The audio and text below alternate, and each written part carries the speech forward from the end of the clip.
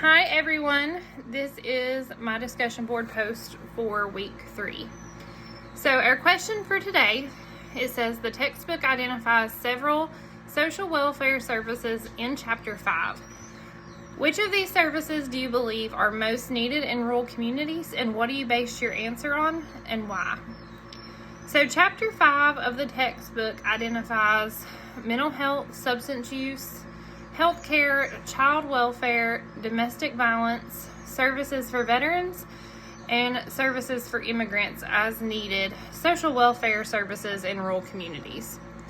So I've mentioned before that I have lived and worked in a small community my entire life. And I truly believe that each of these are needed, and it's hard to pick just one. I might be a little biased.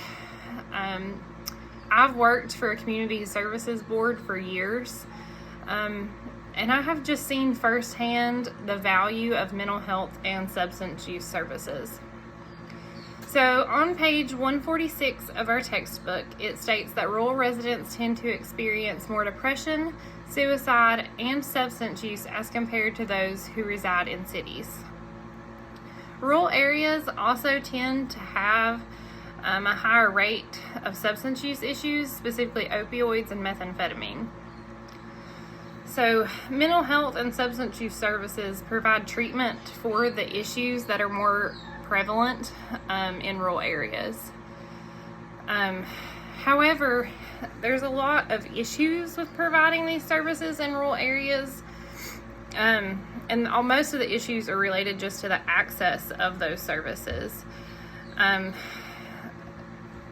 Things such as like transportation, lack of different treatment options, they're mentioned in our textbook as some concerns, and that's on page 145.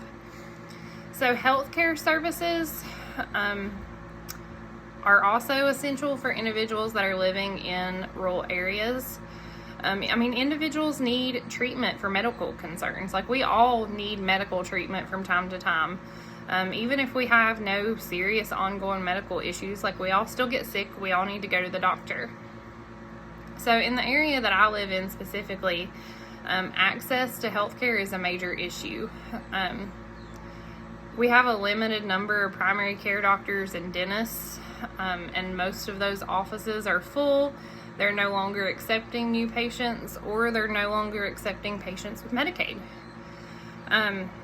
There's also no specialists in our area, and that means that brings back the issue of transportation. You have to have transportation to go to your appointments, and if there's no specialists or no doctors that are accepting people in the area, you have to try to find transportation to go 30 minutes or an hour, sometimes even longer away to go to the doctor, and that can be a real challenge for a lot of individuals.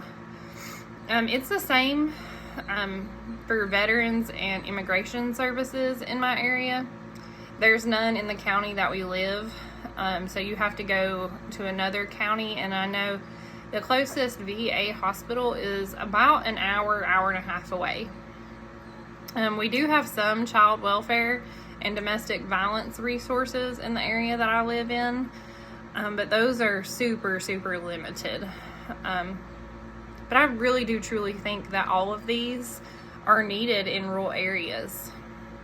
Thank you.